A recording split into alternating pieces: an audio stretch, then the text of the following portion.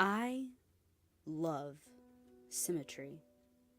I'm not sure exactly why, but I've loved it since I was a kid. Most children are messy and forgetful of their things, but not me. I knew everything had its place, and in my room, everything was right where it belonged. My parents didn't have it. My grandparents didn't have it either. Not a single person in my family had this condition. I've started referring to it as it because I truly believe it's a thing living inside me. A stowaway that shouldn't be there, but there it remains. It's a need, a desire, a longing to be perfect, perfect on both sides. Now, as an adult, I'm at the point where I cannot live a functional, normal life. I can't keep a job. Men won't stay because they can't handle it. Honestly, I don't even really care when they leave. They're messy and make things difficult. They roll over to my side of the bed instead of staying on their own. They leave dishes in one side of the sink but not the other. I can't work anymore, so when they leave for the day, I have to stay home and fix everything. Honestly, it's a relief when they finally leave for good.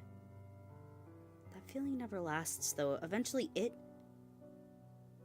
comes back and finds something else that needs fixing. So you might be asking, why would I seek out relationships if I can't stand to be with them? Well, you see, it's hard for me to sleep in the middle of the bed all night without moving.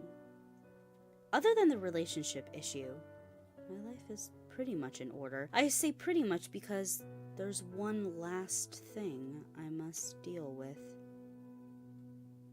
See, I have what's called heterochromia irida, or two different colored irises.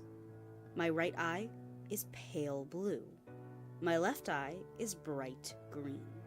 Both my parents have pale blue eyes. My siblings, my cousins, my grandparents, everyone in my family has pale blue eyes. My green eye is the broken one. It makes me unbalanced. Every time I look at myself in the mirror, it stares right back at me. It's all I think about. Everything is in its right place except my green eye. It didn't hurt at first when I dug the spoon under my eye.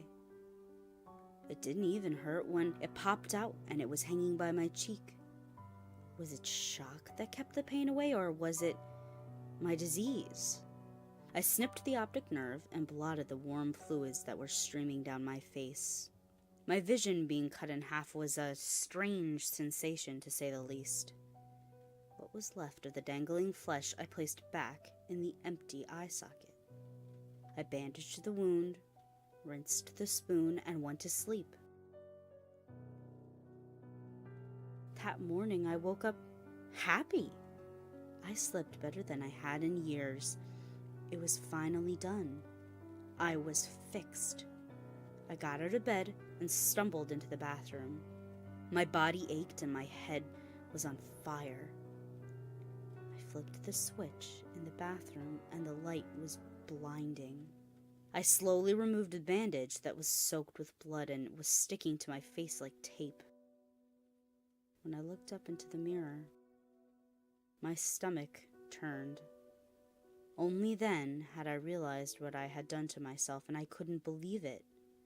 There was a hole in one side of my face, but not the other.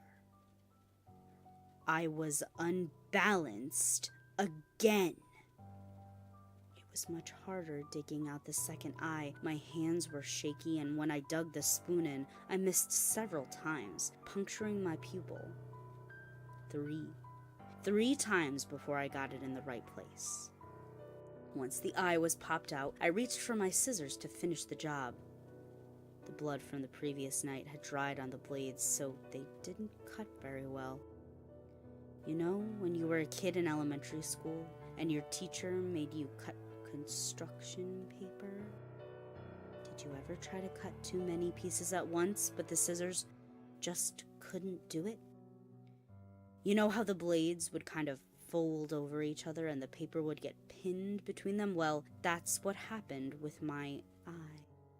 The optic nerve was pinned between the two blades. It was stuck, and as I tried desperately and frantically to make it unstuck, I slipped on the blood and started falling. My reflexes kicked in, and I let go of my eye to break my fall with my hand.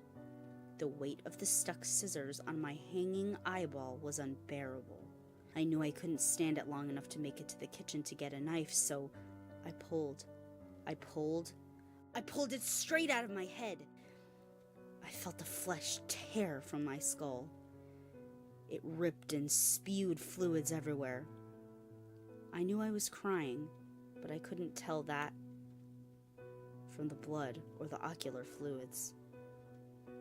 When I heard the wet slap of bloody flesh against the tile floor, I knew it was done. I knew my disease was gone. I could finally live my life now without having to see people's awful, messy, uneven flaws. The relief washed over me, and I knew it would last this time. As I laid on my bathroom floor, on the cold, wet, sticky tile, I smiled for the first time in years.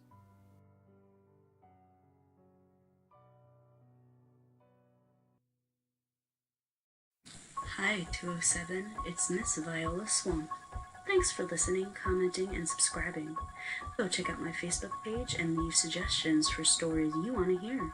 I hope to see you in class next time.